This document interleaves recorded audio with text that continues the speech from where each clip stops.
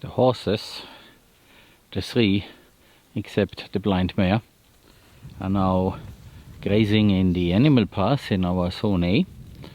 There is quite a bit of forage after all these rains, and it is also good because we can let them into certain paddocks. They have been in our zone A3. I'm going to show you that in a moment.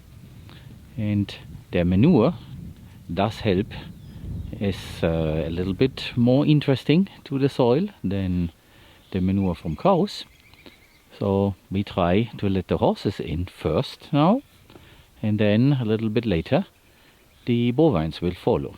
Ideally we would then move a flock of sheep through there, but we don't have that. We have some sheep, but it's not a flock that we can manage in this way. So we try a little bit with the guy and the two ladies, and you can also see that things have definitely improved.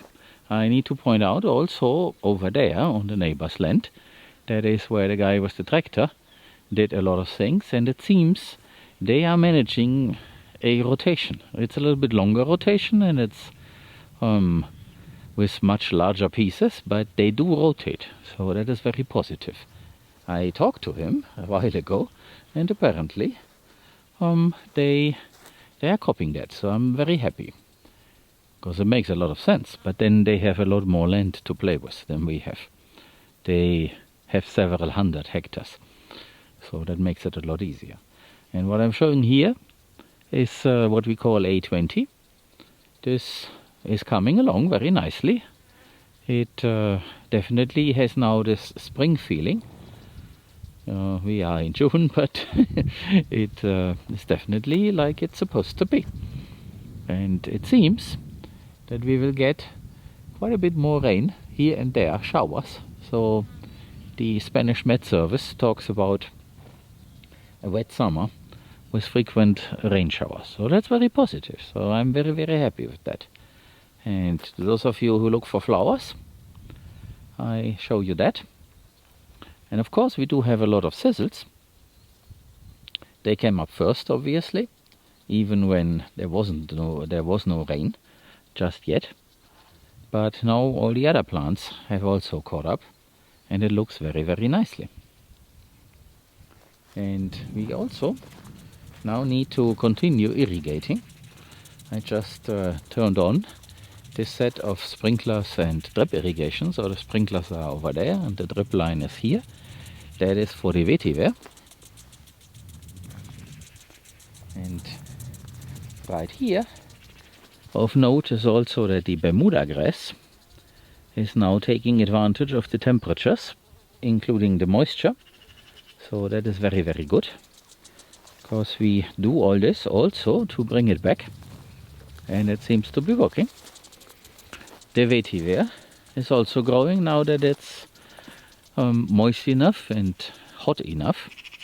So it seems now that we are definitely getting higher temperatures, so up to 30 instead of before around 20. That is definitely good for the vetiver. And if you look in here, this part is where we not seeded, so whatever grows there is natural. And there is more growth below the trees, because there's half shade. Now let me move slowly in that direction to show you what we have inside. I'm not going inside, I need to do a few other things. Today is Sunday, and I have to take care of all the things myself, but it's not a big issue. It's managing all the different shut-off valves that we have. You can see that the drip is dripping, and that vetiver there, that was also grazed a while ago, is growing very nicely, and all the natural grasses in between and all the flowers. And now see, that is what we have here, and it looks very, very good. So seeding with picks does work. It's not even, doesn't matter, it's for biomass. and pig feed, but we don't have any pigs anymore. But it definitely is a way. So if I pen slowly, hopefully it does not shake too much, you can see a few of the details. The sunflowers are coming up tall, but there is the usual mix in there. Sun hemp and also the corn. So let me walk a little bit and show you that from a different angle. Also the detail here is interesting. There's a bunch of sunflowers, the mustard and more of the flowers that we expect here. The interesting thing is that the other brassicas are also growing. So not all has been eaten by the pigs, and maybe they were able to set some seed.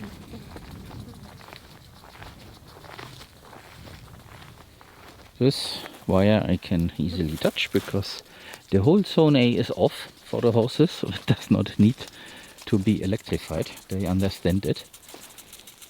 So you see here, this is extremely good. And we only had a day and a half to seed with pigs. It did work. I was afraid back then that the pigs were eating all the seed, but no, they did not. And the irrigation before the rain was not perfect, and therefore the places where we could not irrigate because of the reach of the sprinklers, they are lagging behind a bit, but with all the additional moisture that came from the sky, it is also growing here in this area where the sprinkler does not reach. This is just that corner here, as you can see where the water falls. More sprinklers would definitely be better. And when we do the Paulovnia thing for wood, I am working on that. Soon I can give you a preview. Then this becomes very important, because the idea is to install the irrigation and then work in strips of roughly 2000 square meters in size. And that is what we can irrigate at a given time. Of course, this is not the whole thing. An hour these 2000 square meters, another hour the other, and so on and so on. So over the course of a day we do irrigate quite a bit of surface. So what I wanted to point out is, so we seeded up to here, and if you look very closely, you can see that a lot of the sun hemp is now growing here. It did not germinate before due to lack of water, but that is exactly the area where I thought that maybe the pig will eat all the seed, and they did not. So there is plants coming up, and sun hemp likes heat, so this is just perfect now. There is a lot of moisture in the soil, and the tree is shading it a little bit, so this should work out very well. Of course, it's lagging behind in comparison to the areas over there, but it is working. And even in the rest of this place where we did not seed, you can see quite a bit of plant cover. That is very, very positive. And we even have this low-lying area, this depression that we created, filled with water. You can see that definitely we have some puddle there. Directly after the rain that was full to the brim, but of course it sinks in as it should. And that is like a very shallow pond. Well, it's not really a pond, so it's also not meant to be a pond. It is to store some water for a while, to keep it in this area. And when we plant that Miyawaki forest here, there will be species in that mix that like to be with wet feet for a while, that don't mind it, and others, they will not be able to grow in such a wetness, so they will then die off and make room for the others. Because when you plant a Miyawaki forest, you plant no matter what, and you plant a lot, and you also expect some of the species to grow a little bit, and then the situation is too uncomfortable for them, and then they will die.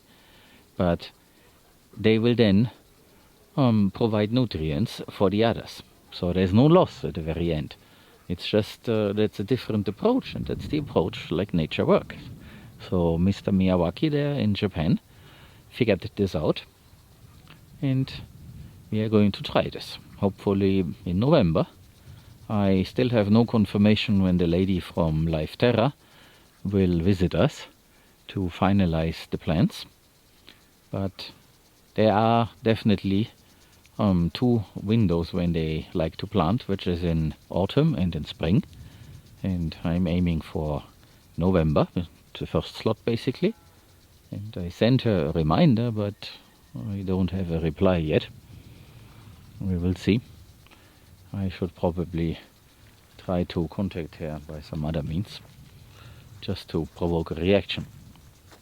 Because the idea is that Life Terra, being a program of the European Union, will provide us with all the saplings and also some budget to plant them. Because it's a lot of trees, and at some point it then becomes a financial issue. And of course, that amount of tree is not planted by 3 people in a few days. It needs a little bit more help. And we will see how that goes. So I keep you updated. And this is how this area now looks like. And you might be asking about the cows. I will go next. They are free in Zone C, and all that back area they can do there whatever they like, because there has also been some good growth.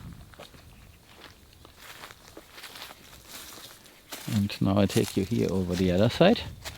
That is how the neighbor's land looks like. That is the neighbor, that old couple that sold their sheep to a tenant, and I have seen the sheep there out. So that is how it looks like.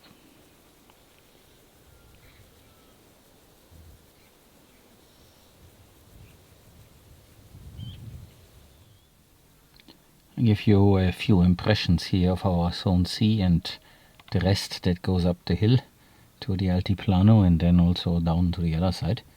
So what we did here, we decided to use this area as a free roaming place for the cows. There is some growth, so we let them forage that, and also manure, but we are not doing active management here. As you can see, we lifted up the wires because the fence has been partially destroyed by wildlife, and there is no point in trying to fix it because there is not enough forage to actively graze strips and all that. So we decided to let them do whatever they want and protect our forage in our Zone A, where it is growing a lot better and where we have much better infrastructure. And that is also because here in this area we are going to plant trees step by step. So whatever works is okay. And after all, we are reducing our cattle, so there is really no damage.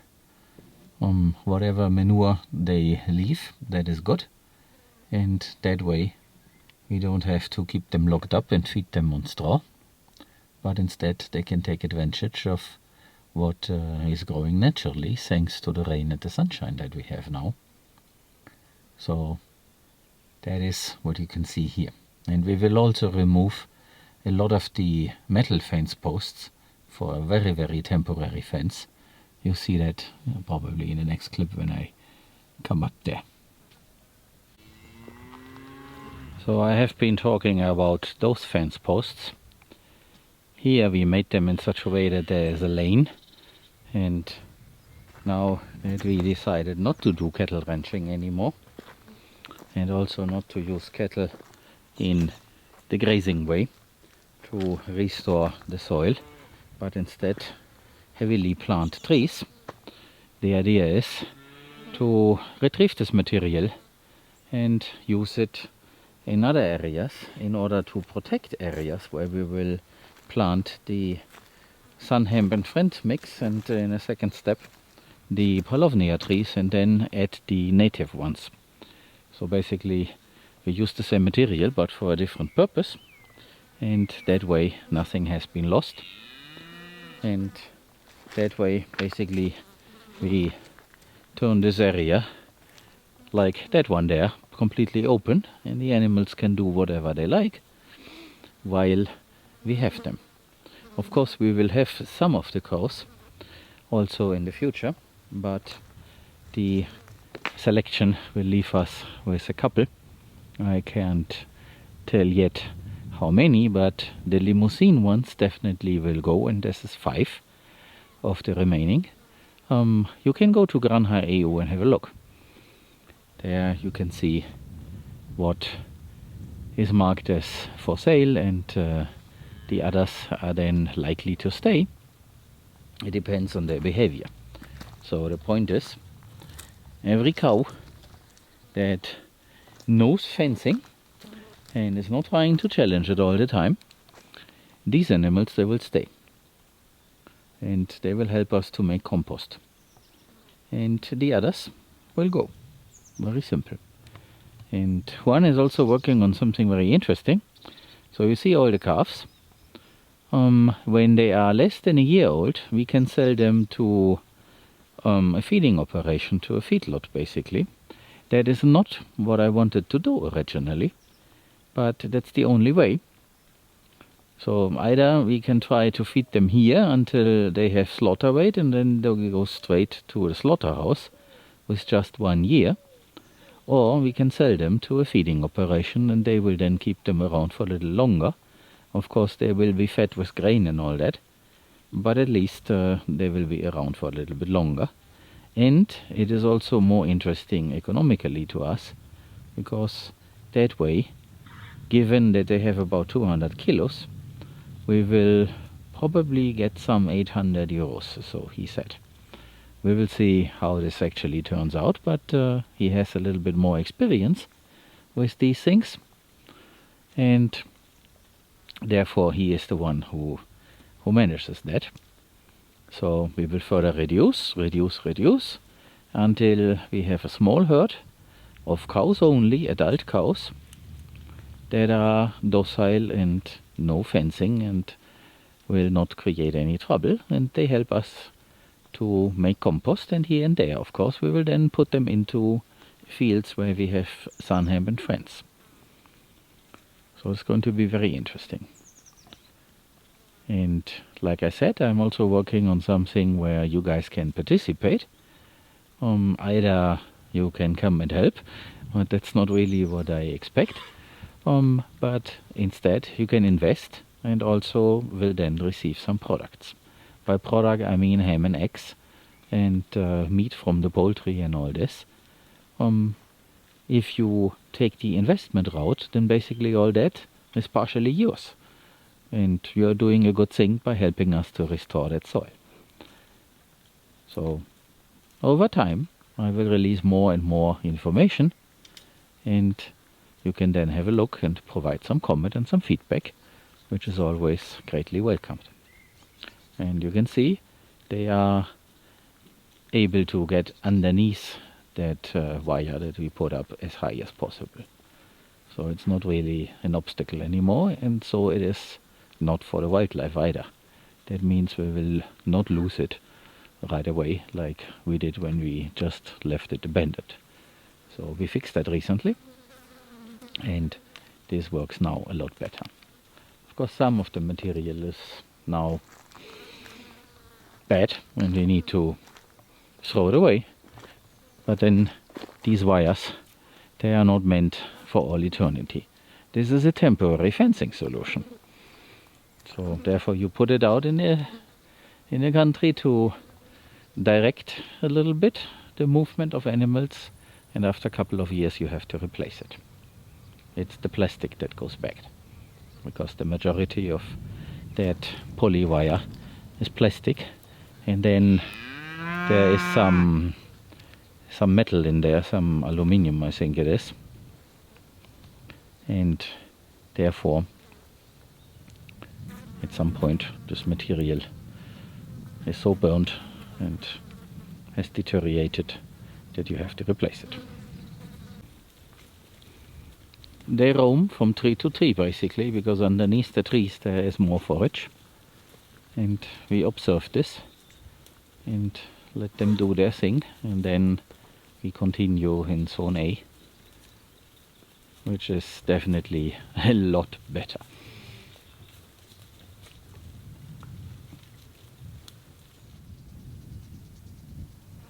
I am about to turn off after an hour the sprinklers over there. That should be enough, and then we can irrigate in other places, but today that's not needed.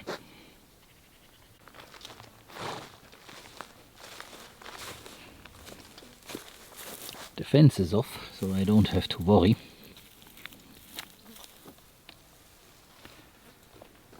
Because the horses respect the fence, there is no need to give them an electric shock.